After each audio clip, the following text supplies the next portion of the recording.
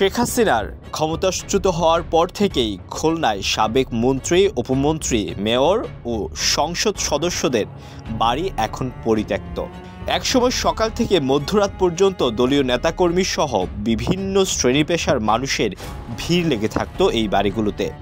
গত 5 মাস ধরে এই বাড়িগুলো একেবারে শুনশান, যেন ভূতের বাড়ি। রাজনৈতিক পট পরিবর্তনের পর সাধারণ মানুষ তো দূরের কথা, দলের নেতাকর্মী ও আত্মীয় স্বজন কেউই এই বাড়িগুলোর ধারে কাছে আসেন না। খুলনার ডুমুরিয়া সদরে প্রাণী সম্পদ অফিসের বিপরীতে সাবেক ভূমিমন্ত্রী ও খুলনা 5 আসনের সাবেক সংসদ সদস্য নারায়ণ চন্দ্রের দোতলা বাড়ি।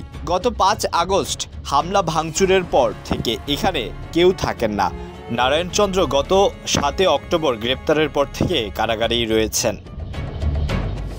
নগরীর রেলগেট এলাকায় সড়কের 2 পাশে রয়েছে সাবেক শ্রম প্রতিমন্ত্রী ও আওয়ামী লীগের কেন্দ্রীয় কমিটির সদস্য মঞ্জুজান সুফিয়ানের 2টি বাড়ি।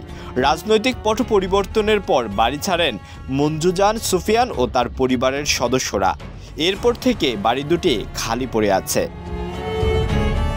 নগরীর কাস্টমস ঘাট এলাকায় সাবেক মেয়র ও মহানগর আওয়ামী লীগের সভাপতি তালুকদার আব্দুল খালেক ও তার স্ত্রী সাবেক পরিবেশ, বন ও জলবায়ু উপমন্ত্রী হাবিবুন নাহারের 6তলা বাড়ি রয়েছে।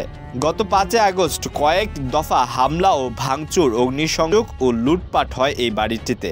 4 আগস্ট রাতে বাড়ি ছাড়েন এই দম্পতি। এরপর থেকেই সেটিকে ভূতের বাড়ি বলা চলে অনেকটা।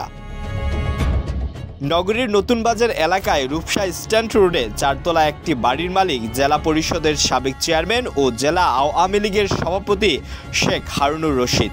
রাজনৈতিক পট পরিবর্তনের পর তিনি বাড়ি ছেড়ে পালান।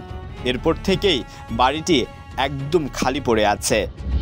নগরীর টুটপাড়া এলাকায় খালি পড়ে আছে খুলনা 6 আসনের সাবেক সংসদ সদস্য শেখ মোহাম্মদ আখতারুজ্জামান বাবুর 5তলা বাড়ি। বাড়িটি এখন তালাবদ্ধ। কয়রার তার একটি দোতলা ও পাইকগাছায় একটি 1তলার বাড়িতে 4 আগস্ট হামলা, ভাঙচুর ও লুটপাট চালায় উত্তেজিত জনতা। ধ্বংসস্তূপে পরিণত হয় বাড়ি দুটি। দাকুব উপজেলায় রামনগর গ্রামে তালাবদ্ধ অবস্থায় রয়েছে খুলনা 1 আসনের সাবেক সংসদ সদস্য ননীগোপাল মণ্ডলের দোতলা বাড়ি। তবে এই বাড়িতে কোনো হামলা হয়নি। নগরীর শেরেবাংলা সড়কে শেখ বাড়ি নামে পরিচিত খুলনা 2 আসনের সাবেক সংসদ সদস্য শেখ সালাউদ্দিন জুয়েলের বাড়িটি এখন পুরোপুরি ধ্বংসস্তূপ। গত 4 ও 5 আগস্ট উত্তেজিত জনতার সবচেয়ে বেশি ক্ষোভ ছিল এই বাড়িটির উপর। দফায় দফায় হামলা, ভাঙচুর, অগ্নিসংযোগ ও লুটপাটের পর ইটের অবকাঠামো ছাড়া কিছুই অবশিষ্ট নেই। বাড়িটির গেট পর্যন্ত খুলে নিয়ে গেছে লোকজন। নগরীর কাস্টম ঘাট এলাকায় একটি বাড়ি ভাড়া নিয়েছিল খুলনা 4 আসনের সাবেক সংসদ সদস্য আব্দুস সালাম মোরশেদি। আগস্টের উত্তাল সময়ে সেখানেও আগুন দেয় উত্তেজিত জনতা। গত 1 অক্টোবর গ্রেপ্তারের পর থেকে কারাগারে রয়েছেন সালাউদ্দিন মোরশেদি। তার বাড়িটিও একদম ধ্বংসস্তূপ। আলোয়ান খান, ঢাকা প্রকাশ।